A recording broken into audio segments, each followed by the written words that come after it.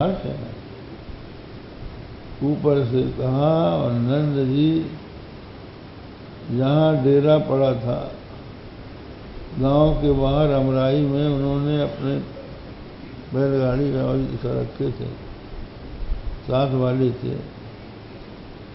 नंद जी कंस से मिलकर वहाँ आए। वहाँ पर अब वसुदेव जी को छोड़ चुका था कंस, उसने हथकड़ी बेड़ी छोड़ दी थी। उनको पता लगा, वो देख के आए थे, भगवान श्री कृष्ण को वहाँ गोकुल में रख के आए थे, और उन्होंने सोचा कि यहाँ आ गए, और उधर मंत्रणा हो रही है कि 10 दिन के भीतर के लड़कों को मार डाला जाए, तो कहीं ऐसा ना हो कि हमारे बालक के ऊपर कोई आपत्ति आ जाए। तो नंद जी से मिलने के लिए वसुदेव जी गए। वसुदेव और नंद परस्पर मित्र थे, बड़े घनिष्ठ मित्र थे। वसुदेव जी को देखते ही नंद जी ऐसे खड़े हो गए जैसे शरीर में प्राण आने पर शरीर खड़ा हो जाता है। दोनों एक दूसरे के गले मिले, एक दूसरे से कुशल प्रश्न करने लगे।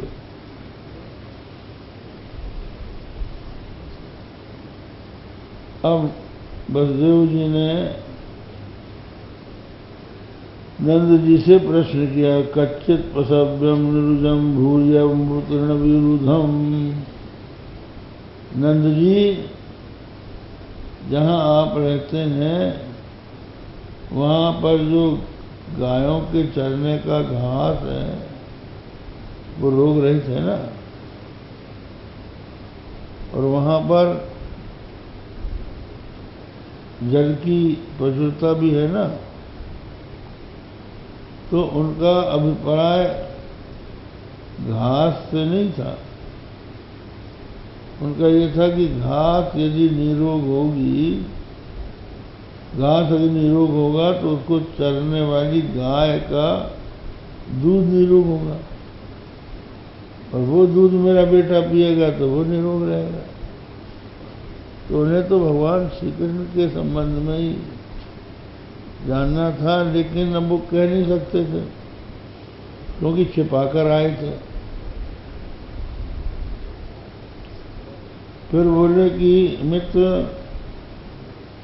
हमारा एक बेटा है रोहिणी का पुत्र, जो आपके गोकुल में रहता है और आप ही को अपना माता पिता मानता है, वो तो सुखी है कि नहीं? हाँ, सुखी है। अब ये तो वसुदेव जी ने पूछा। अब नंद जी अपने हर्ष की बात नहीं कर रहे। जो मित्र होते हैं वो निज दुख गिरि सम रज कर जाना, और मित्र का दुख रज मेरु समाना। अपना थोड़ा सा भी दुख जो है गिरी के समान दुख है, उसको रज के समान समझे, और मित्र का रज के समान दुख जो है उसको सुमेरु पर्वत के समान समझे। तो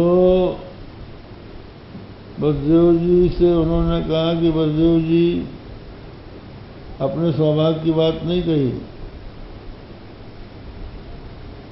कंस ने आपके बहुत बेटों को मार डाला, हमें बड़े दुख की बात है। ये सुना है कि एक कन्या बची थी, वो कन्या मरी तो नहीं, लेकिन वो भी दिवंगता आकाश में चली गई। ये सब प्रारब्ध का खेल है वसुदेव जी। संसार में जैसा भाग्य होता है वैसे ही होता है। तो नंद जी ने ये सब जब कहना प्रारंभ कर दिया तो वसुदेव जी को चिंता हुई कि कहीं वहाँ उपद्रव न हो गया हो, और ये यहाँ बातें बातें में हमको उलझाए हुए हैं। तो उन्होंने कहा कि देखिए नंद जी, आपने वार्षिक कर कंस को दे दिया, हम लोगों की आपस में भेंट भी हो गई। नेहत थेयम बहुतिथम संतुत्पाताश्च गोकुले, आपको यहाँ पर अधिक समय नहीं रुकना चाहिए, गोकुल में बड़े उत्पात हो रहे हैं। तो नंद जी ने तत्काल अपने बैलों को गाड़ी में जोता और बैठ चले गोकुल की ओर। सोचने लगे कि ये वसुदेव ऋषि हो गया, जरूर कुछ गड़बड़ होगी। तो भगवान हरि की शरण में गए कि हे प्रभु, जैसे आपने बुढ़ापे में हमको बेटा दिया है, वैसे उसकी रक्षा करना। इधर मंत्रिमंडल की बैठक हुई और नंद ने बताया कि हमारे घर पुत्र ने जन्म लिया है। तो कंस ने पूतना को बुलाया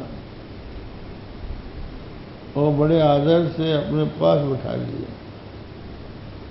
जो स्वार्थी लोग होते हैं, काम सिद्ध करना हो तो बड़ा आदर देते हैं, बड़े प्रेम से बात करते हैं कि जैसे बड़े हितैषी हैं, और काम निकल जाने के बाद पहचानते तक नहीं कि तुम हो कौन। तो पूतना को पास में बैठा के कहा कि बहन पूतना, तो हमारा एक काम करोगी? कहा भैया तेरे लिए जान दे दूंगी, काम की बात करता है, बात तो बता तो काम क्या है।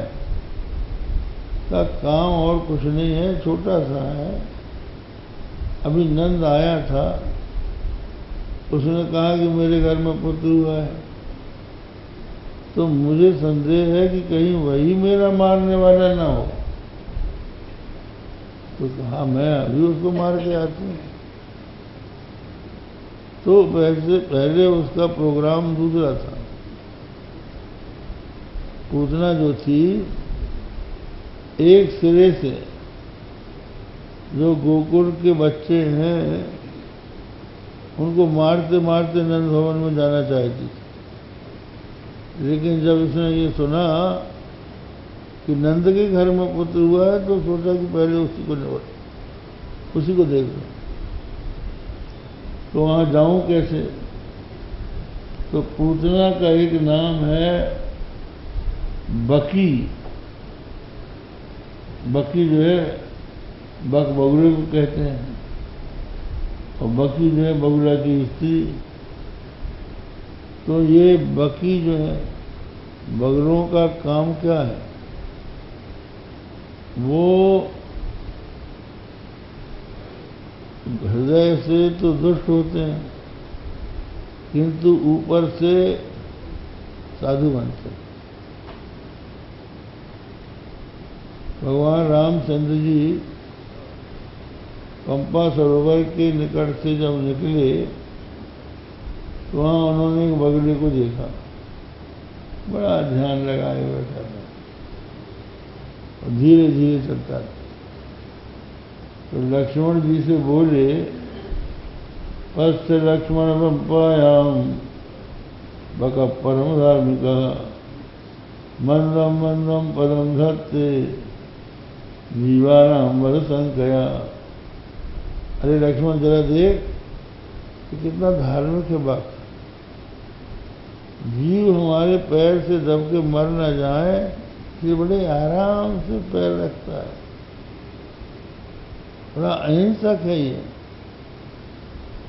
तो वहाँ की जो मछली थी वो बोली, भगत किम वर्ण्यते राम ये न हम निष्कुली कृता सहवासी विजानीयात चरितम सहवासिनाम।